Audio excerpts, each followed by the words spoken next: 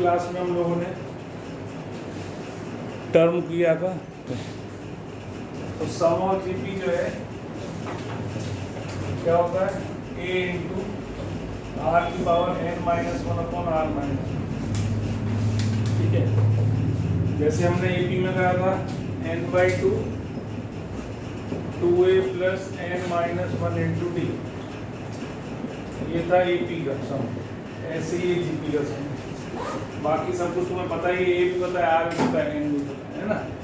अब सम निकालने के लिए मान लो सपोज क्वेश्चन दे दिया उसने, एक क्वेश्चन कर लेते हैं। जीपी है 1, 1/2, 1/4, 1/8, है ना, ये जीपी है। और कह रहा find the sum of first 10 terms, find the sum of first 10 terms, 10 terms का सम निकालना। अब इसमें क्या क्या गिवन है हमें, a गिवन है 1, r गिवन है दिस अपॉन दिस इज 1/2, और n जो आपको जितने टर्म्स का सम निकालना है दैट इज n। डाल दो a इंटू a की जगह डालो 1 और r की जगह 1/2 की power n minus 1 upon 1/2 minus 1, ठीक है। तो ये हो गया आपके पास, बस ये आ जाएगा, ये माइनस हाफ आएगा, तो माइनस हाफ का जो है वो ऊपर जाके 2 हो जाएगा, 1/2 की पावर n माइनस 1, इस माइनस को अंदर डाल दो, तो ये 1 माइनस 1/2 की power n, this is n की जगह 10 डाल दो, n की जगह 10 डाल दो, ठीक है। तो ये हो जाएगा, तो अब सॉल्व हो जाएगा 1023 अपॉन 1024, और इससे कट करोगे तो आंसर आएगा 1023 अपॉन 500, ये आपका आंसर, ठीक है। पावर में बेटा बहुत बड़ी पावर है तो फिर कैसे करेंगे, मान लो 20 का कह देते तो तू कहाँ तक सॉल्व करते, फिर पावर में छोड़ते, ठीक है। n हो तो छोड़ना ही है, बहुत बड़ी पावर को सॉल्व नहीं करना है। ये फॉर्मूला हम जब लगाएं फर्क नहीं है फॉर्मूले में कुछ भी, लेकिन तुम्हारी ये कैलकुलेशन का जो नेगेटिव पार्ट है ना वो निकालना फिर अंदर डालना वो बच जाएगा।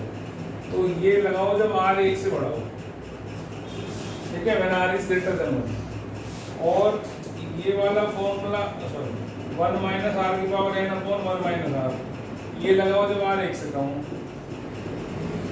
तो हमने क्या करा है, इसमें ऊपर से माइनस कॉमन लिया, नीचे से माइनस कॉमन लिया, काट के, लेकिन हमारे को कैलकुलेशन करते वक्त पता है कि 1 से छोटा है r, तो हम डायरेक्ट ये वाला फॉर्मूला लगा दें, तो नीचे नेगेटिव नहीं आएगा हमारा, है ना, फिर उसको नेगेटिव को फिर अंदर भी डालना पड़ेगा, तो उससे बच जाएंगे, ठीक है। तो ये ध्यान रखना, फॉर्मूला एक ही है, फॉर्मूले में कोई चेंज नहीं है, बस माइनस कॉमन लिया हुआ है, ठीक है। ये क्वेश्चन हटा दूं जो सॉल्यूशन है, चलिए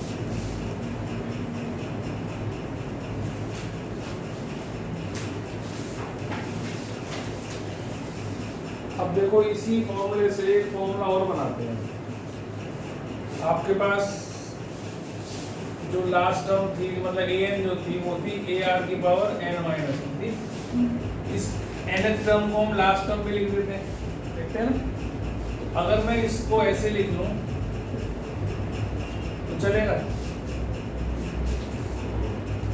भाई -1 पावर उतार दी मैंने नीचे, जब सेम बेस होता है तो हम ऊपर ले जाते हैं तो माइनस हो जाती है, ऊपर से नीचे लाते हैं तो साइन चेंज होता है, तो ये r -1 थी, नीचे उतारा तो +1 हो गई, समझ में आती है। इसको इधर लिख लो, हो गया, कितना समझ में आती है। अब इसके अंदर इसको घुसाओगे ना, ar की power n minus a upon r minus 1, और इसकी जगह क्या रख दो lr, रख सकता हूँ, तो ये सम ऑफ n टर्म्स हो गए। अब देखो इस फॉर्मूले में कहीं भी n का यूज नहीं है ना, ये कहाँ लगाना है, जिसकी लास्ट टर्म गिवन हो। जैसे हमने एक क्वेश्चन फॉर्मूला इसका भी करा था ना लास्ट टर्म वाला, क्या करा था एपी का n/2 a + l, ये फॉर्मूला था ना, पर यहाँ n आती थी, यहाँ यूज ही नहीं है, n आएगी ही नहीं। अगर लास्ट टर्म गिवन है और फर्स्ट टर्म गिवन है तो आप सीधा फॉर्मूला लगाकर बता सकते हैं, ठीक है। तो ये फॉर्मूला भी अप्लाई कर देते हैं, ऐसा नहीं है कि उससे होगा नहीं, लेकिन थोड़ा सा कैलकुलेशन बच जाएगी आपकी।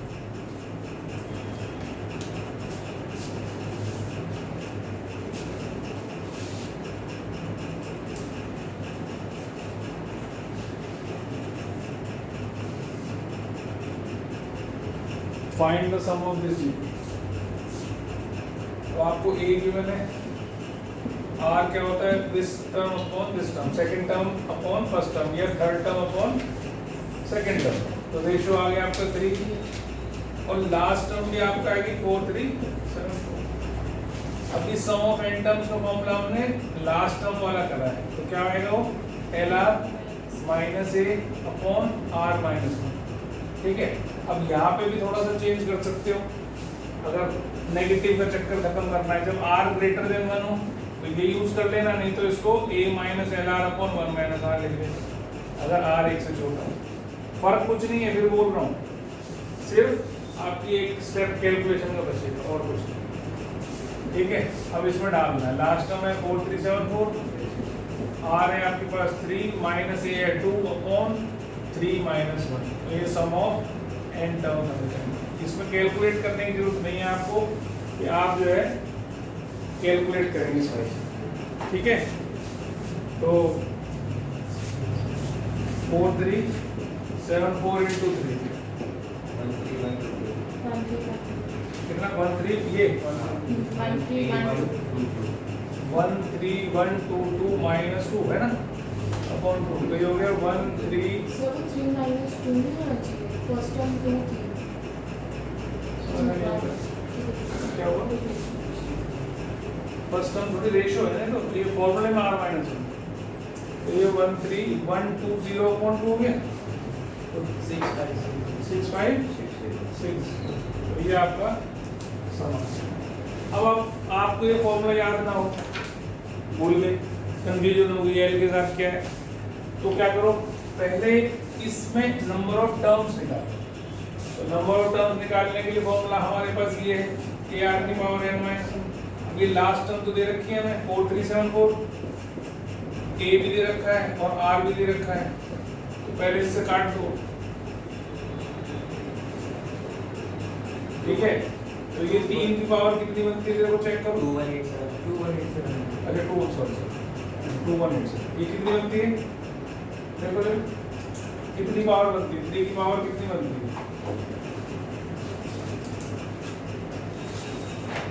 5 बन लीजिए, शायद 6 5 या 6 बन लीजिए।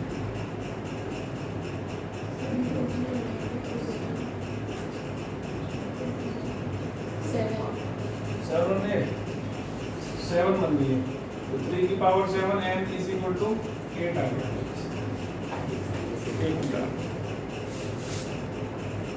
अब आप कहाँ जाएंगे, इस फॉर्मूले में जाएंगे, ए आर की power n minus 1 upon R minus 1। अब n 8 निकालना है, s 8 निकालना है, ए आपका 2 हो गया, आर आपका 3 हो गया, और ये 8 हो गया, माइनस 1 हो गया, और नीचे 2 3 माइनस 1 2 हो गया, इससे करेंगे। 3 की पावर 8 कितनी हो जाएगी, इसमें एक और 3 मल्टीप्लाई कर दो, कितना हो गया बताओ, 2187 6561 माइनस 1, तो वही आ गया 6560। ठीक है, अब इसमें आपको ये स्टेप फालतू करना पड़ा ना, n निकालना पड़ा, फिर उसमें डालना पड़ा, पर अगर ये याद रखोगे तो डायरेक्ट हो जाएगा, n निकालने की जरूरत नहीं पड़ेगी। ठीक है सर, चलिए नेक्स्ट देख, find the sum of the following series. ठीक है, अब यहाँ 5 की जगह कोई भी नंबर हो सकता है, 6 + 6 6 + 6 6 6 7 हो, 8 हो, 9 हो, 1 हो, कुछ भी हो सकता है। ठीक है, सबके लिए एक ही तरीका करने का। तो पहली बात तो ये है कि एक जीपी नहीं बन रही है, बनती है, दिस अपॉन दिस करोगे तो कितना आता है 11, और दिस अपॉन दिस करोगे तो 11 नहीं आएगा, है ना।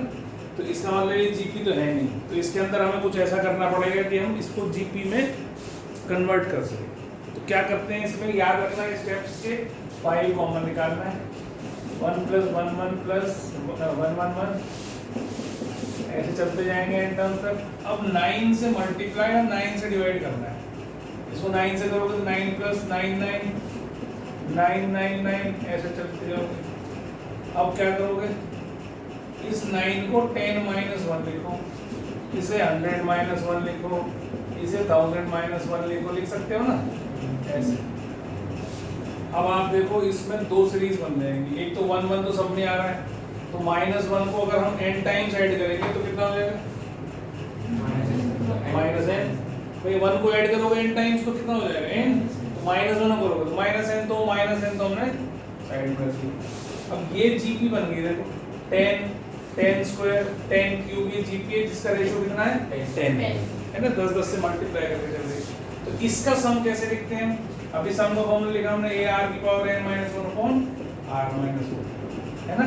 इसमें n टर्म्स है, तो a तो हमारा क्या हो गया इसका 10, जीपी क्या बनी हमारी 10 10 स्क्वायर 10 क्यूब, ये बनी ना। तो इसकी पहली टर्म क्या होगी? 10, तो वो a की जगह तो रखो 10, r हो गया वो भी 10, तो 10 की पावर n - 1 अपॉन 10 - 1 9 हो जाएगा, और ये माइनस है। अब यही आपका आंसर है, बस दिस इज योर आंसर। ऐसे ही छोड़ना है इसको। समझ में आ गई बात? अब क्या चेंज आएगा? अगर आपके पास यहाँ 6 होता तो केवल यहाँ 6/9 आता, अगर यहाँ 7 होता तो 7/9 आता, 8 होता तो 8/9 आता। बाकी अंदर का काम तो आपको सारा वैसे ही करना है। समझ में आ गई बात? लिख लो इसको। देखो पहला काम तो ये है कि इसको ऐसे लिखो 5/10 5/10 स्क्वायर 5/10 क्यूब, ऐसे लिख सकते हो। अब 5 कॉमन निकालो तो बचा 1/10 1/10 स्क्वायर, नहीं सॉरी 1 बाई कितना हो गया? ठीक है। अब आप क्या करो, इसको 9 से मल्टीप्लाई करो, 9 से डिवाइड करो, तो ये 9/10 और 9/10 स्क्वायर और 9/10 क्यूब, ठीक है। अब जो ऊपर 9 है आपका, ठीक है, डेसिमल में तो गलती हो सकती है, इसमें गलती नहीं होगी। 9 को लिखो 10 - 1, इसको लिखो 100 - 1, इसको लिखो 1000 - 1, है ना। डेसिमल में काम नहीं करना, डेसिमल में हमेशा गलती होती है। ऐसे लिख दिया। अब आपके पास इसको कैसे लिख सकते हो? 1 - 1/10 कर सकते हो ना, 10/10 - 1/10, तो ये तो 1 हो गया। इसको क्या लिख सकते हो? 1 - 1/10। यहाँ लिखो 5/10 तो बाहर है ही, 1 - 1/10। इसको लिख सकते हो 1 - 1/100, इसको इसके नीचे लिखूंगा तो 1 आएगा, 1 के नीचे। ऐसे ही इसको क्या लिख सकते हो? 1 - 1/1000, ठीक है। अब आप बस इसमें क्या बचा आपके पास? 1 1 1 तो n टाइम चाहिए, वो तो n हो गया, माइनस अब ये जीपी जो बन गई तुम्हारी वो क्या बन जाएगी? 1/10 प्लस 1/10 स्क्वायर प्लस 1/10 क्यूब, ये जीपी बन गई n टर्म्स की। इसका फॉर्मूला क्या होगा? अब इसमें r जो है वो 1 से छोटा है, तो फॉर्मूला क्या लगाऊं? a × 1 - r की पावर n अपॉन 1 - r, एक नेगेटिव का चक्कर बच जाएगा। इसको लेके लिखो a की जगह 1/10 और 1 माइनस रेशियो भी कितना हो गया? दिस अपॉन दिस 1/10, तो 1/10 की power n upon 1 minus sorry 1 minus 1/10, ठीक है। अब ये बन जाएगा 9/10, तो ये 10 10 डिनोमिनेटर के कट जाएंगे, तो ये आपके पास जो फाइनल बचेगा वो ये बचेगा 1/9 और 1 minus 10। This is your answer. समझ में आई बात? चलो तार लो फटाफट, नहीं आई हो तो बोल दो।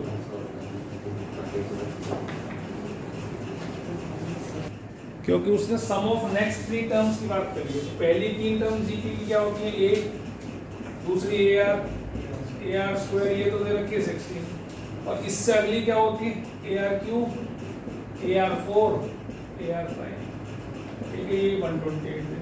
अब 2 इक्वेशन आ गई हैं आपके पास, ऊपर वाली में से नीचे वाली में से AR क्यूब कॉमन निकाल लो, 1 + r स्क्वायर प्लस क्यूब निकाला ना, 1 + r + r स्क्वायर, और इसके नीचे से a कॉमन निकाल के इसको ऐसे रख लो 128/16, ठीक है। 8 सा हो जाएगा, a से 1 काट दो, ये पूरा वेक्टर कट गया। r क्यूब कितना आ गया? 8 आ गया, मतलब 2 की पावर 3, r कितना आ गया? 2, ठीक है। तो r आ गया। अब एक छोटी इक्वेशन में, इस वाली में r को डाल के a निकाल लो, 1 + 2 + 2 स्क्वायर मतलब 4 = 16।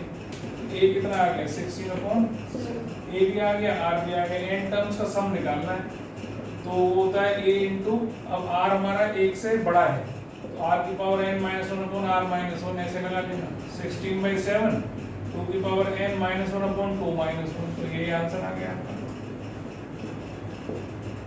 ठीक है, अब n टर्म्स कहा है उसने तो n का निकाल दो, जो भी सम कहा उसने n, मान लो उसने कहा होगा 20 टर्म्स का निकालो तो n की जगह 20। ठीक है, तो ये क्वेश्चन हो गया जी आपका, ये एनसीईआरटी का क्वेश्चन है।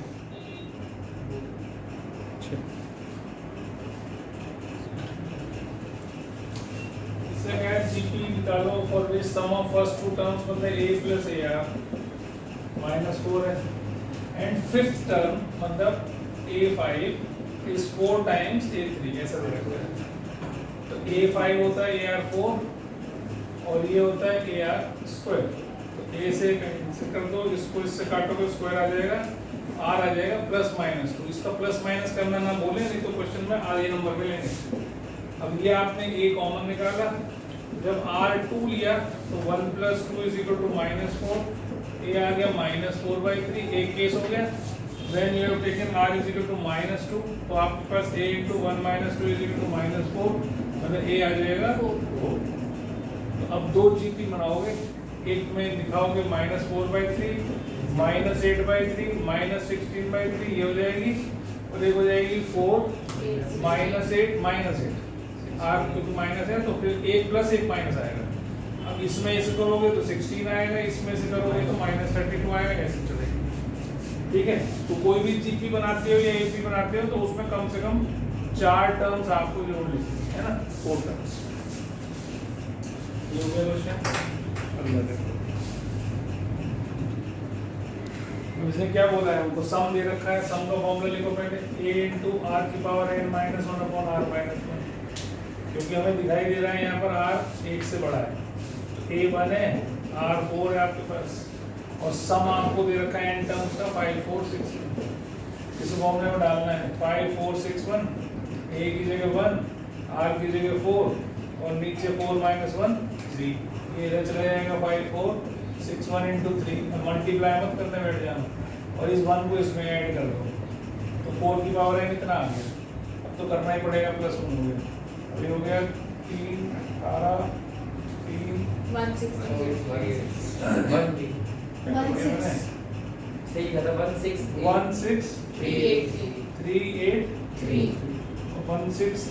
हो गया। ये 4 की पावर 7 होता है, बस फैक्टरी बनाने हैं n 7 आ गया। ठीक है, तो इस प्रकार से ये एपी वाले क्वेश्चन तो है, एपी में भी तो करते थे ये क्वेश्चन, बस वहां पर एपी वाले क्वेश्चन में तुम्हें ध्यान हो, वहां पर 2 n निकलते थे, यहाँ एक ही n निकल रहा है, क्वाड्रेटिक इक्वेशन बन जाती थी।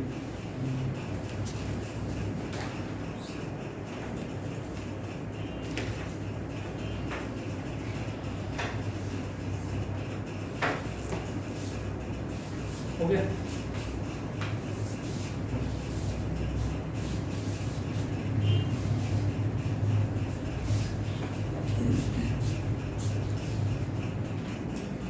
देखो क्या बोला है, एक तो सबसे इंपॉर्टेंट पहली लाइन, इंक्रीजिंग जीपी, इसका मतलब क्या है,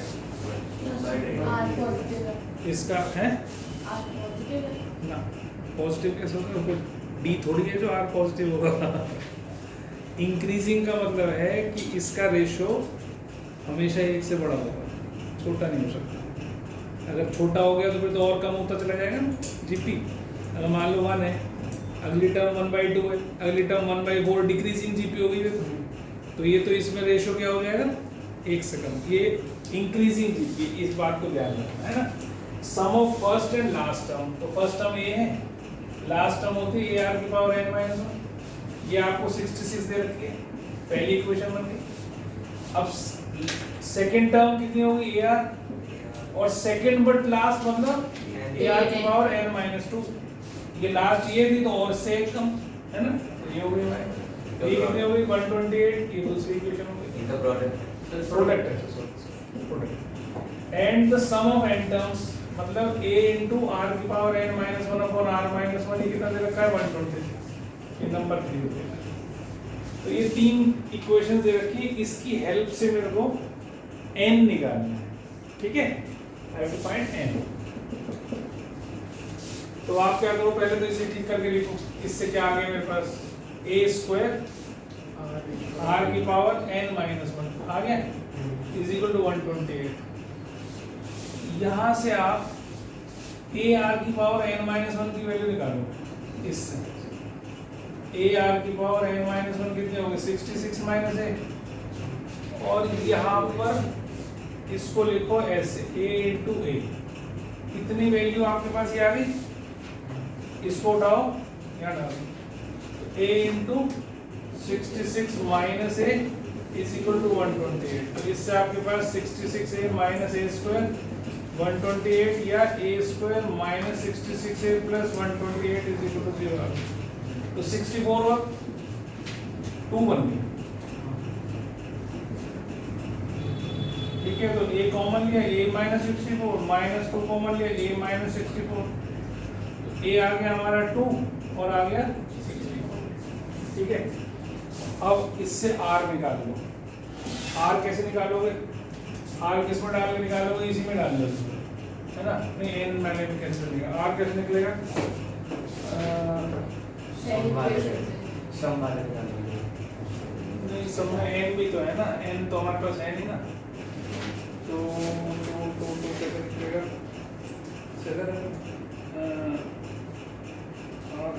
लास्ट वाला इसमें डाल लो, इसमें से इतना n तो है नहीं ना। सर लास्ट वाला फॉर्मूला का एसएन में तो इसमें n नहीं आएगा। अच्छा लास्ट टर्म वाला, तो पर लास्ट नहीं टर्म लास्ट तो हमने देखा रखी है। सेकंड इक्वेशन में ar n-1 upon r लिख दो और ar n-1 की वैल्यू 66 माइनस a। हाँ ये कर सकते हैं, यहाँ से कर सकते हैं। तो इसको अंदर मल्टीप्लाई करो, ar की power n minus a upon r minus 1 126 हो गया, और a की वैल्यू आपको पता ही है, और r की पावर या इसकी जगह वैल्यू डाल लो यहाँ से डाल सकते हैं। यहाँ से इसको क्या कर सकते हैं हम, a स्क्वायर था a इंटू a r की पावर n माइनस 1 था 128, इसको माइनस को हटा के इसके नीचे ले आओ, ठीक है।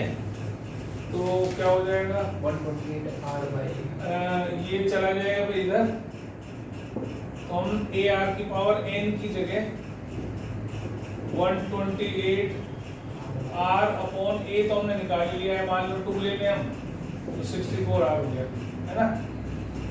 तो इसकी जगह हमने यहाँ रख दी 64 माइनस a की जगह 2 रखी और r की जगह r रखा और 126, तो r माइनस 1 कितना हो जाएगा 62 अपॉन 126।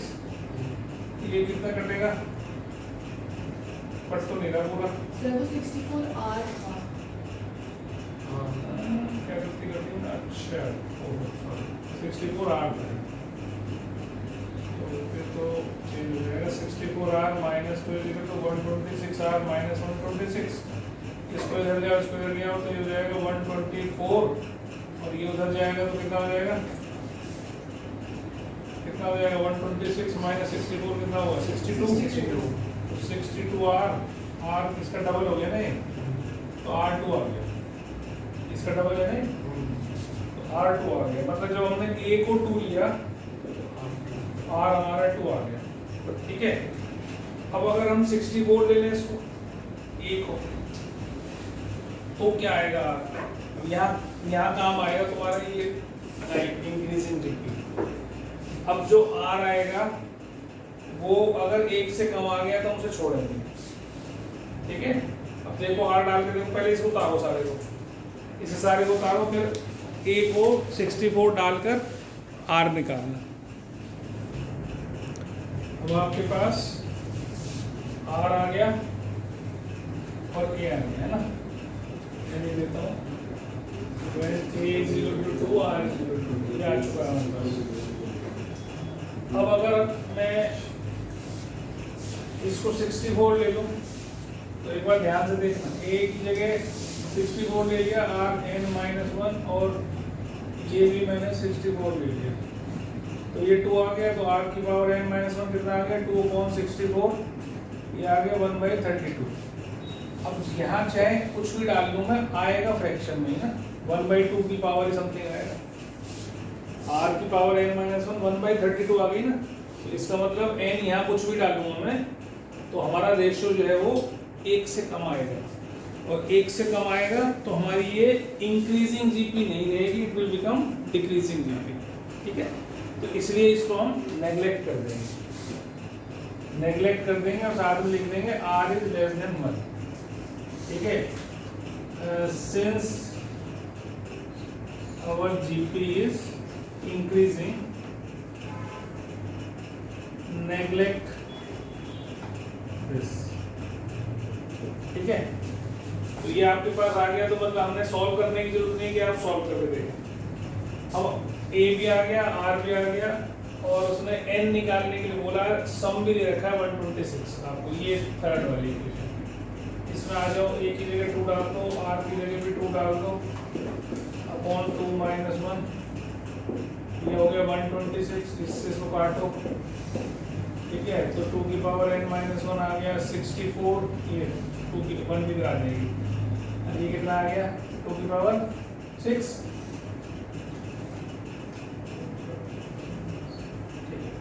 n कितना आ गया 6। ठीक है,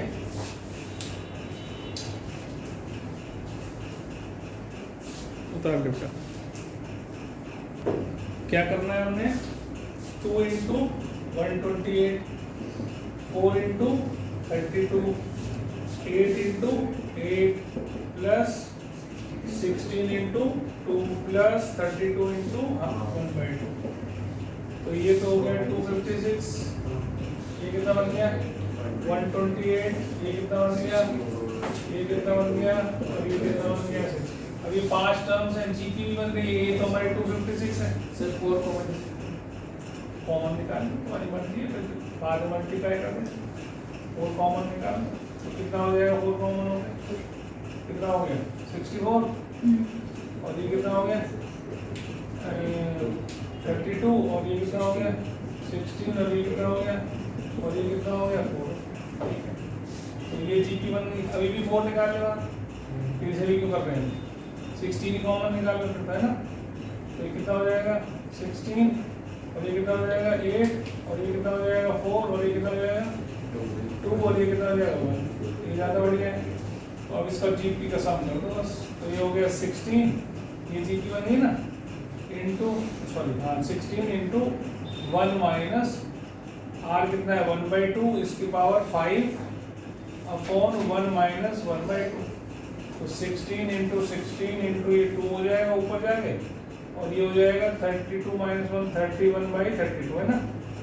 तो ये इससे कैंसिल हो गया, तो 16 इंटू 31 हो जाएगा 490। ये ज़्यादा अच्छा तरीका है कॉमन निकालने, इसमें कैलकुलेशन कम हो जाती है। ठीक है, नेक्स्ट क्वेश्चन देखो।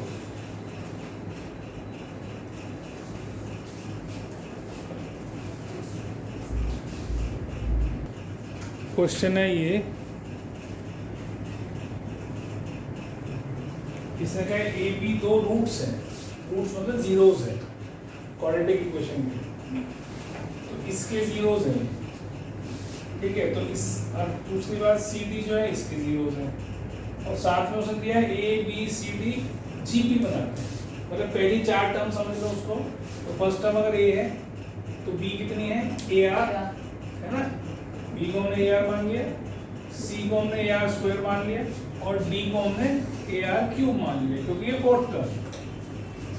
अब जब ये इसके रूट्स हैं तो हमने सम ऑफ रूट्स और प्रोडक्ट ऑफ रूट्स, ये sum of zeros product of zeros 10th में पढ़ के आए हैं है ना।